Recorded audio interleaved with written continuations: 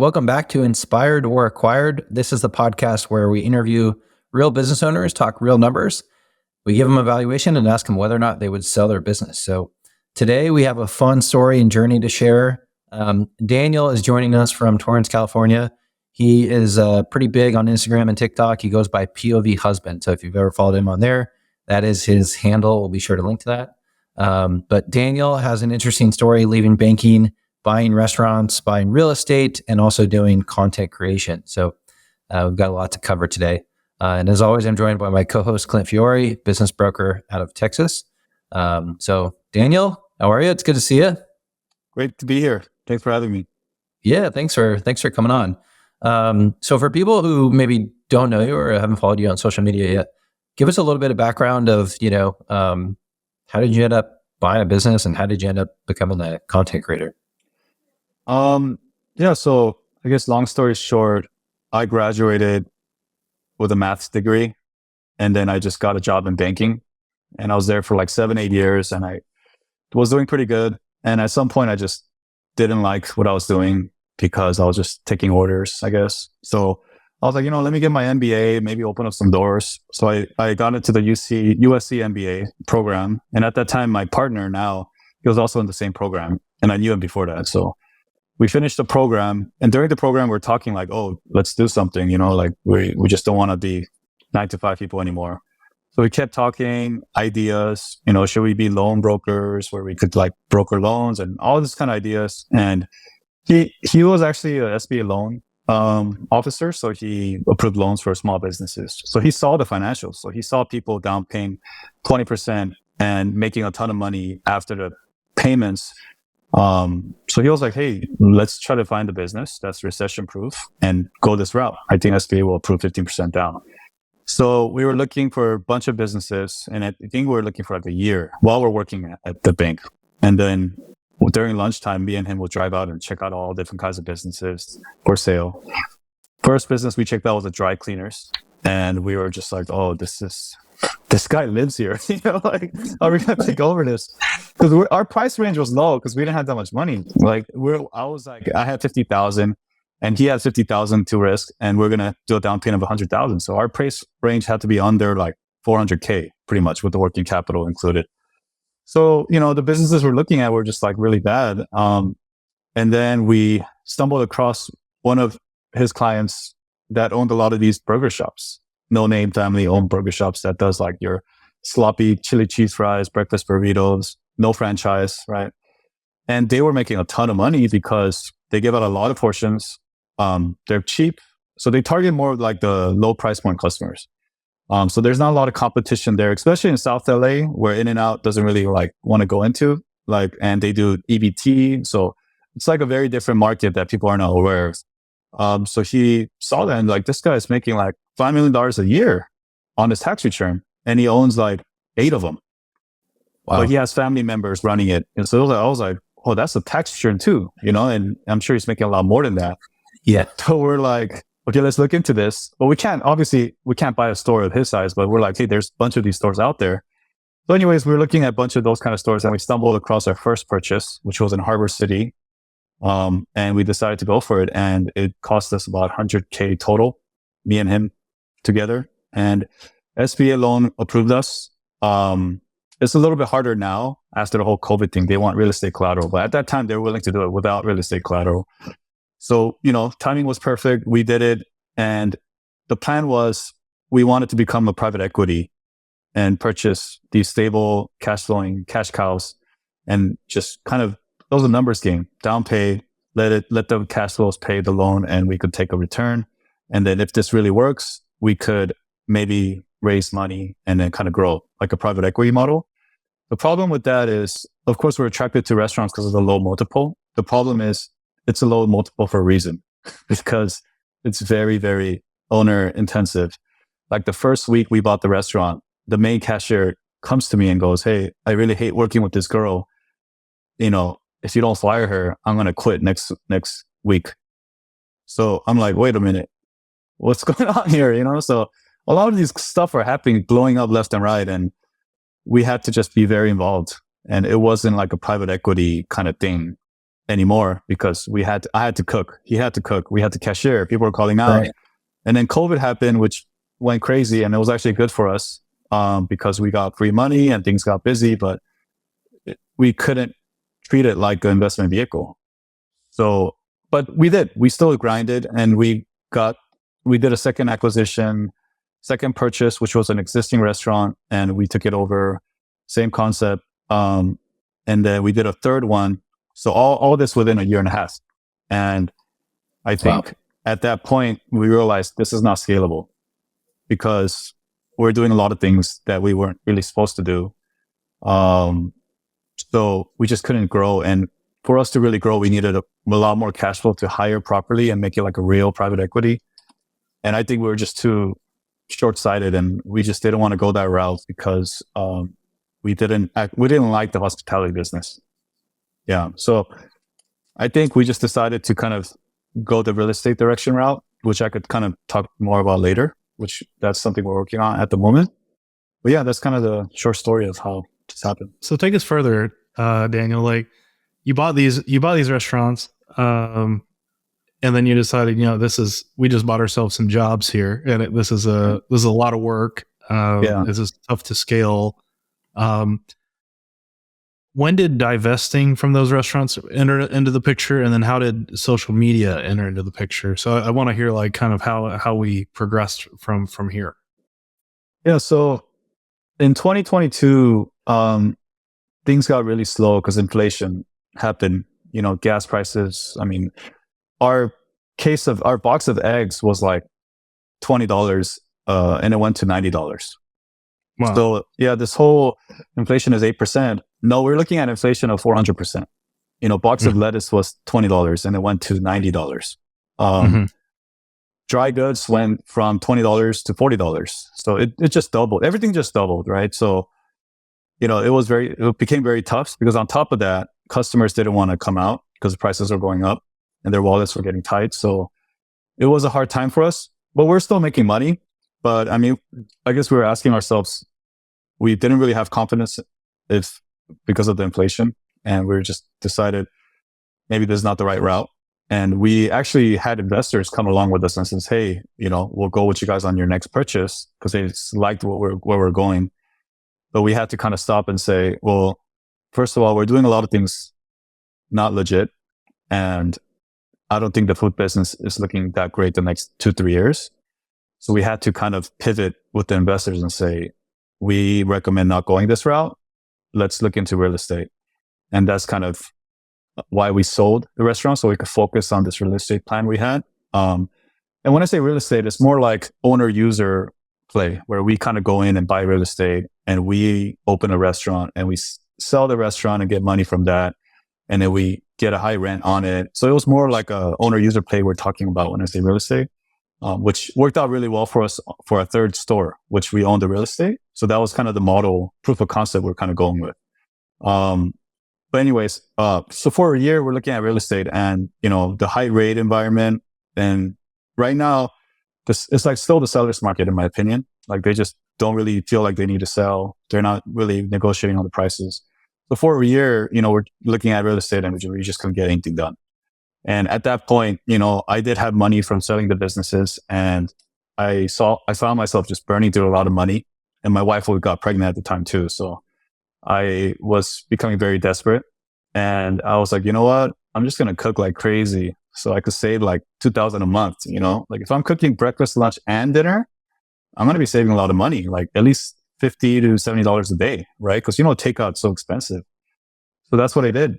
And in doing that, I was like, maybe I could just create content and make some TikTok money. So I bought like a neck brace and put my phone on, and I just did that. And it just quickly kind of took off from there. So that's the story of the content creation. Hey guys, wanted to take a quick break from the show just to tell you about our companies for a second. I'm Patrick Dichter and I own Appletree Business Services. We do quality accounting and tax nationwide. So if you're running a business or looking to buy a business, we'd love to help you out with accounting and tax services. You can find us at appletreebusiness.com. And Clint, tell us about Bison Business. Yeah, Bison Business is my firm. we do nationwide M&A. So we help people buy and sell companies. Most of our customers have companies in the 1 to 20 million revenue range, profitable businesses. So if you've got one and you're ready to get acquired, you can reach out to us at bisonbusiness.com for a complimentary evaluation. We can get you to market and get you sold. If you're a listener that's a buyer that wants to buy a company that size, make sure you're on our email list because we'll send you out deals first before they hit the market anywhere else. But we'd love to serve you anytime you're thinking of acquiring or selling your business. We want to be your first stop at Bison Business. Awesome. Now back to the show. Take me back to the sale of those two companies that you didn't own the real estate on. You had got an SBA loan for them with your partner. You had leases. Were you able to exit successfully to where you were able to cover your loan that you owed? Did you take a loss on that? Did you get a gain on that? Like, how'd that actually work out? Yeah, so we sold the first restaurant we bought and we sold the second restaurant we bought. We kept the third one, which we have real estate on. So we listed the first two restaurants for sale because the third one we own the real estate. So we were like, we could probably wait on this a little bit. We didn't like being on a lease because it kind of felt like we were being controlled. Like the landlord had authority over us, and they were like nagging and saying all these stuff about, oh, you got to pay for this and that, and so we were just unhappy. It was kind of like we're back in the corporate office, so we wanted to just kind of get out of that. So we listed those two businesses for sale, and actually we had no buyers for like 6 months because businesses they're not liquid, right? You have to find the right buyer at the right time, and it's more of an emotional thing rather than just like straight number thing. If you're in the lower price point range. So yeah, we're just in the market and suddenly someone came along and he had a wholesale business in downtown that was doing well and he got out of that. And he was like, I just want restaurants and I like what I see. I like the burger industry. But he made an offer on both the businesses. We ended up making money. Like the first restaurant sold about break even. So we just paid off the loan. The second restaurant, we kind of did some value add. So we took it when it was kind of slower and we put in money to make it better and things like that. So we actually made some money on the second purchase. So yeah, we were able to exit successfully. We had long leases on it. We encountered some problem with the landlords because sometimes the landlord's like, I don't like this tenant. I don't want you to sell it. And you can't do anything about it. Like you could try to take him to court, but it's up to him, right? The lease he has to approve the assignment of the lease. So yeah, but we had to, kind of fight him over that. And I had to say like, hey, if you don't do this for us, I'm going bankrupt. I'm meeting the lawyer next week because we can't do this anymore. So I had to go to that extent to get this thing running. And the last moment, one of the landlord was like, okay, I'll do it, but give me $30,000 because I know you're making money. And I was like, hey, look, man, I'm going to stop paying rent. Like, I can't do this anymore. So you want to go that route? Let's do it. And then he was like, all right, fine. Yeah, a lot of landlord issues. Yeah. Can you share what the asking price was of those two locations? Yeah, like we bought it. The first restaurant we bought it for about $400,000. So SBA down payment was about $80,000 with the fees, and additional working capital was another like $30,000. So the purchase price of the first one was $400,000. The second restaurant we bought it for $200,000. So the first restaurant we sold for $350,000. So we took a slight loss minus the broker fees. And the second restaurant we sold for $450,000. So we ended up netting maybe $100K on everything minus broker fees and things like that. Got it. Yeah. But along the way, you owned it for what, 3 years? Yeah. Okay. 2 years. So you were 2 years. Under 2 years. You were, I don't know, pulling some, owner distributions and some profit out of there along the way. Yeah. So the first restaurant was advertised as making $18,000 a month net. So they were kind of pricing it at like a 2 and a 2.5 times multiple, the first restaurant. So we got in there and it was netting 15 to 18K. But the problem was there was a lot of stuff he wasn't doing properly. So he wasn't paying workers' comp, which is another like $1,500 to $2,000 a month. And I didn't know anything because I don't know restaurant. So when I asked him, I was like, hey, wasn't there supposed to be workers' comp? And he would tell me, oh, I trust my employees. And I just like, all right, cool. But later on, I'm like, hey, you're supposed to be paying this. And he wasn't paying overtime. Does not mess around. Yeah. Yeah. And he wasn't paying overtime for some of his employees and paying under the table. So those are the stuff that wasn't really factored in there that we had to kind of figure out. because the broker wouldn't really, they don't need to disclose everything. It's like, hey, you guys do your own due diligence, and Mm-hmm. So yeah, so I was like, yeah, it is netting close to the amount he's saying, but if we really run it properly, I mean, we're going to net closer to like 12,000 a month, So those were kind of the things that we had to learn. And the second purchase was much better because we knew all those things and we were able to get it at a proper price. Yeah. So one of the pieces of content I saw from you, there was a caption that basically said, don't try to like create a new concept somewhere or change the menu up too much. Like if anything, just try to improve it or drive more sales. Or you even said like somebody tried to open a Korean restaurant in Koreatown and failed or something. So yeah, what are your thoughts on that? Like if you take over a restaurant and you're going to buy it, you just try to drive more volume through it and not try to tweak the concept too much. Yeah. So that was the idea, because I think a lot of people have that idea, like a startup mentality. Oh, I could create this very tasty fried chicken sandwich and people will love it. And their friends tried it, like, oh, dude, it's so good. Totally, you're going to kill it. And then they wonder why there's no customers, right? And I think it's really hard to just kind of change people's spending habits. They're already going to places they're going from the same place. So our idea was, let's just buy that place that's been there for like 30, 40 years, right? And then you call them legacy customers because people are already going there. And even if the food tastes like crap to us, let's just not change it because they're eating it, right? It might be good to them. So that was our mentality, is we'll just buy something like this, where it's kind of recession proof, kind of, because it's cheap food.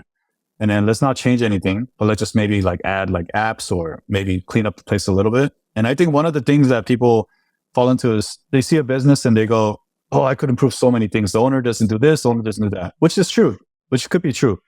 But the thing is, the owner's been there for 30 years and he knows all the customers' name and their kids' names, right? And all of a sudden you go in there and you're going to do something and then you're missing the reason why customers are going there, right? So yeah, it's like, it's really hard to take over business and have it run just the same, right? Let alone trying to make it better. So I think a lot of people are overly optimistic and they find themselves in a tough spot, when they acquire business. Yeah. Like for example, you mentioned like you guys do like wholesale business or, like more like the higher grossing businesses. And we looked into a lot of that too. And a lot of it is the owner knows all the customers, right? Like the bigger customers that order from them. It was really tough to just go in and say, hey, I'm a new owner, It's hard, right? And I think we encountered a lot of that. So a lot of private equities want to buy businesses where the owner is not so involved, but they have a good management in place already so that they could just switch the owner without much issue, right? So we're thinking about that too, but that price range was too high for us to purchase something like a wholesale type business. And their multiples usually are higher, I would say, like 5 to 7 times. Yeah. Cool. Well, I want to get to talking about the social media accounts because I just really love what you're doing there. But first, let's just hit on this third restaurant real quick. So this third deal that you did, you bought the real estate. You realized that the tyranny of the landlord that was making your life so difficult on those other two deals, and how they could kind of hold you hostage, frankly, on your business.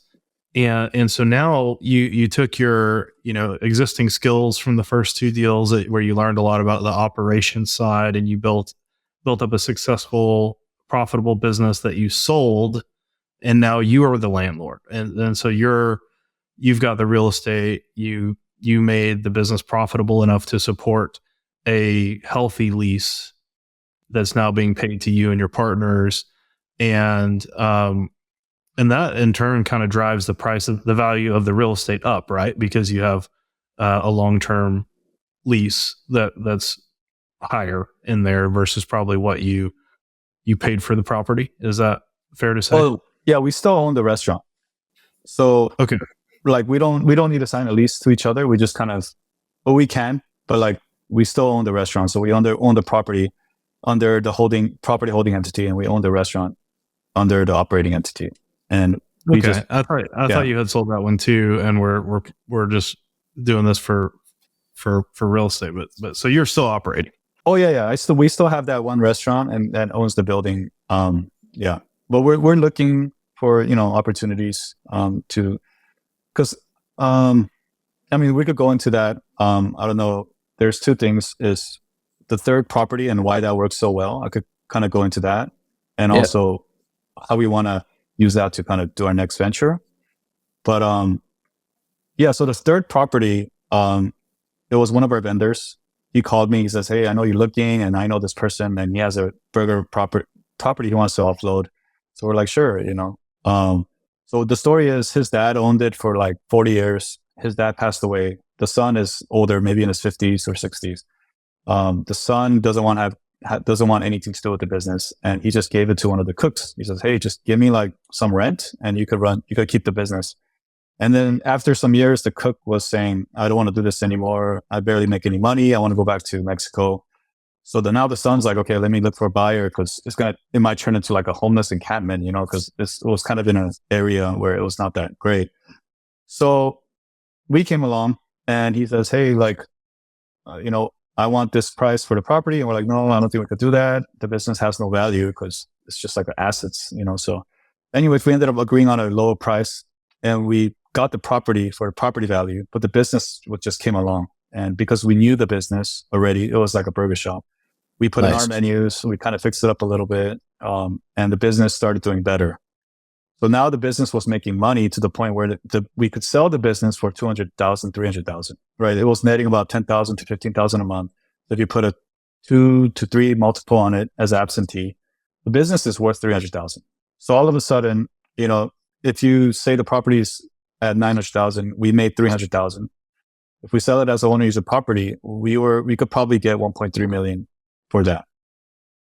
So we made, you know, the 400K plus the cash flow of 15,000 every month for the last year or two. So it was a very good return on investment. And that's kind of where we had the idea of, what if we kind of take this idea and acquire real estate? And either we could open our own restaurant there, or we could find a very good operator through my social media. I talked to a lot of restaurant owners that we think could work very well for this particular location. We say, "Hey, do you want to come in? We'll give you some working capital, but maybe give us a piece of some equity, or maybe pay above market rent." And I think that will draw some investors, because it's a very value add play in that sense. Yeah. So that's kind of the direction we're looking at right now. Cool. So you've got a proof of concept, you know, with your one that's working well for you, but it does involve, we need to own this real estate. Yeah. We need to stabilize it, and then that's going to drive this real estate value up by being able to pay a healthy lease from the operating entity to the real estate holding company. Yeah. Yeah. Okay. Thank you for clearing that up. That is phenomenal. I think we've had several guests on the show, right, Patrick, and other industries in the automotive space, and others that are kind of doing that same play. You know, it's playing Monopoly here. You're able to build a real estate empire by putting in cash flowing businesses, and then when you feel like you want to stop operating them, you can always sell them and retain the real estate and be the landlord. So yeah, that's great. So tell me how social media comes into the picture here. So was it around 2020, 2021 that you got serious about, like, let me do all this cooking and start creating some content around it, or when did you jump in there? I actually started about 6 months ago, in April this year. No freaking way. That's wow. I know. So I think my first video went viral on TikTok. Like I just made a breakfast burrito, but I bought like the whole kit, like a little flat top in the house and stuff, and it went viral. And I was like, oh man, you know, maybe I have something here. But my Instagram was like 50 followers for a long time, but I was still uploading. You know, I didn't really care. So, and then it just started to pick up. And I think the momentum, I think social media is kind of, right now, it's the more you upload, the better it is. I think it's kind of works like that. So I just started uploading, I try to upload 2 videos a day. So right now I'm uploading like 1 video a day, but I try to upload as much as I can. And I don't know, it just kind of took off. And I think, to your point, I made like a story saying, hey, because I was thinking like, maybe I could partner with someone and open like a concept in LA or something. And I think it will draw a crowd because of my, Instagram. So I sent a story saying, oh, I'm looking to partner with like a restaurant operator or owner for a new concept in LA. And I remember I got like 30 DMs from restaurant people saying, hey, I would like to know more. But the interesting is I got like even more DMs from people saying, I want to invest when I didn't mention investing. So like they want to put like, give me like 40,000, 50,000. I want to be a part of it because a lot of people want to escape the 9 to 5 and, you know, get like a nice investment or something. So I was really surprised. I was like, wait a minute, like I might have something here. So that's when like me and my partner were bouncing the idea of let's raise money, acquire real estate, and let's find the right operator that might really do well in this spot. And then even partner with them. So we could, I guess, help with their success because we have experience. And I also had marketing as well, a huge marketing factor into it saying, hey, I'm a partner in this business. We do smash burgers or whatever it might be. Come out and support, you know, and also we know the restaurant industry pretty well, that we were successful in it. So we could also support them in the back end so they don't make a lot of mistakes. And that was kind of the idea, right? And we also capture some upside as well. So in 6 short months, give us an idea on like, for those that don't follow you yet, what have you grown your social following to in terms of follower count, engagement, how's the monetization of that gone as well? So like right now, my TikTok's at like 109,000 and my Instagram is at 492,000. I think my YouTube's at like 51,000. So yeah, that's kind of where I think my Instagram is the largest right now. It's been growing rapidly. In terms of monetization, like TikTok has a way of kind of, I think they kind of control how much they pay you, but they don't pay a lot. So like even my TikTok, I think I'm right now making like 3,000 a month just from TikTok, which is great. But it's not like people think influencers make a lot of money. I don't think that's the case because right now I have a lot of followers. I get a lot of views, but my TikTok's only 3,000 a month. YouTube is only 500 to 8,000 a month. I don't get a lot of views on YouTube. So Instagram doesn't pay you, but Instagram is great for brand deals and a lot of brands will approach you. And I think it's kind of hard because some brands, even if you have 1 million followers, some brands just wouldn't want to do deals with you because your niche you're too specific, right? Maybe you're just doing one little thing. So for me, I just try to kind of do more things. Like I try to involve baby, family, because like the baby space is a lot of money in it. You know, family, lifestyle, instead of just doing food, right? So, and in doing that, I got reached out by a lot of brands saying, hey, you want to do our baby product? And right now, what they offer is, I would say like as low as 2,000 for one video. And it could go as high as 10,000 for one video. And I think if you become a mega influencer, like 2 million followers, maybe you could get 20,000 a video. But usually companies with that big of a budget, there's not a lot of companies that will spend that much on a social media budget. So that's what I'm learning right now as I'm kind of going through this. This is fascinating because, you know, I'm like a miniature influencer inside of small business acquisitions, and just being a decently followed Twitter account has opened up doors to where I was able to, like, I raised money this year, multi-millions for a new startup that I'm working on. And I've been invited to speak and go on tons of podcasts. And it's all because of just a good, engaged social media following. And it's been like a couple years for me. So I've got, you have a bigger following than me for more like a consumer brand. I have more of a niche following. But yeah, in the last couple of years, I feel like it's kind of changed my life and my business strategy a couple times. Oh yeah. And then my brother is in the same boat. He's in the garden center business, and we have a family business that sells plants. And, you know, it's like a nice local business in Texas, but now he's got fans all over the world and followers all over the world. And he's got Instagram and TikTok following that's kind of on par with yours. So he's bigger following than me. He's one of the bigger accounts in garden centers. And we're putting our heads together, like, how do we, because it's like the dollars aren't very big on the direct monetization, right? But you feel the network effect and you feel the ability to make opportunities out of thin air happen, just like you did when you put out a call to action and had all these DMs of people wanting to invest with you and start new ideas. And so now that you've got this kind of like, proof of concept with restaurant number 3 that's working, making good money and supporting this real estate value. And you've got this parallel path of becoming this increasingly popular social media personality. Like, what's your thoughts on, like, where is this going? How do you marry these together? And like, what's your master plan so far that's like hatching to marry these up and leverage this in your business and real estate world? Yeah, I mean, that's a great point. And I think you and me are kind of in the same boat, because it's like, hey, we have followers, but the direct monetization is not something that is going to retire us. Like brand deals are great, but chasing brand deals nonstop is not where I want to be down the road. So I think a lot of influencers, the people with big following, they're always thinking like, I need to create my own company or brand and sell that through my channel and keep all the, and I think that's where my head's going to. It's like, I don't want to open a restaurant and just like, hey, this is my restaurant, come, like, I just don't want to go that route. I don't want to sell merch. I mean, there's not much money there, like, so it's like, I don't want to chase brand deals forever too. So I think this idea of maybe I could, raise money from investors that want real estate, that want retail, not residential, because the residential is just super, thin margins. And then also, because I have this experience and access to all these restaurant operators, and kind of marry them together and create some cool things. And in doing so, maybe we could strike a little bit of gold here and there.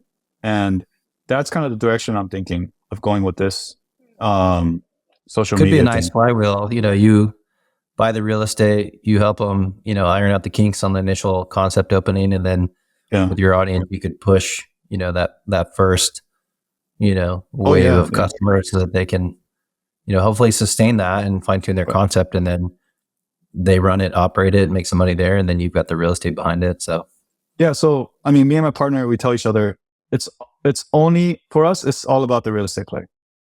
Like operations is great, but to us, our focus is real estate, and it's more about converting a underperforming property into like a trophy property.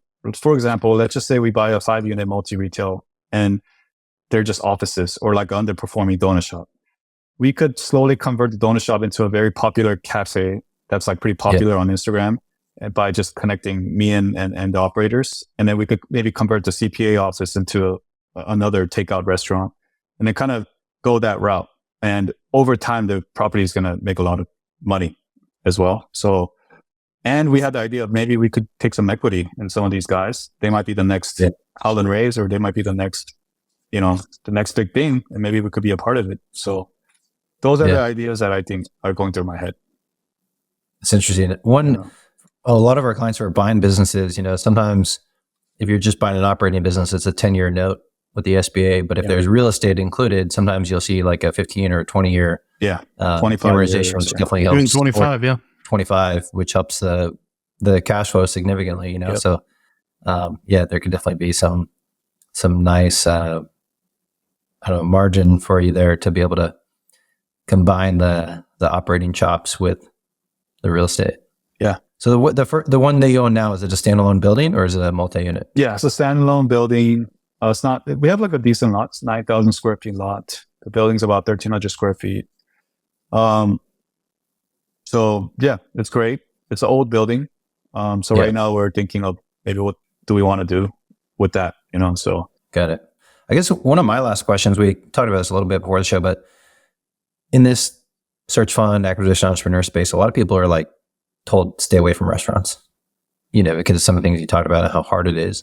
And in one of your videos, you said that was what I bought because that was all I could afford. So thinking about it now, would you still think restaurants are a good category to go after, or would you say like go for home services, or something that's B2B services, or maybe something bigger if you were to do it again?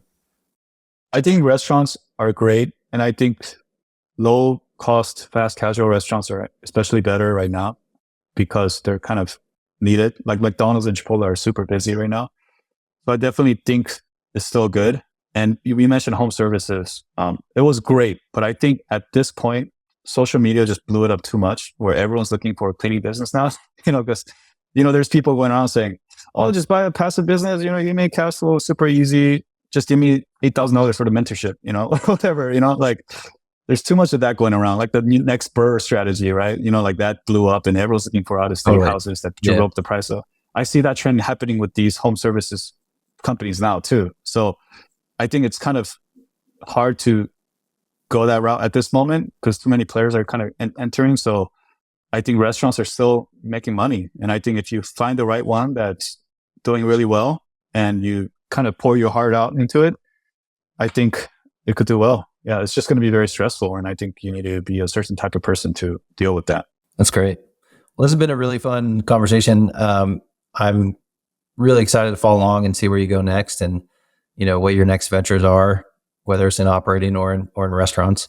If people want to follow and connect with you online, we'll link to it in the show notes, but where's the best place that they should connect or reach out to you?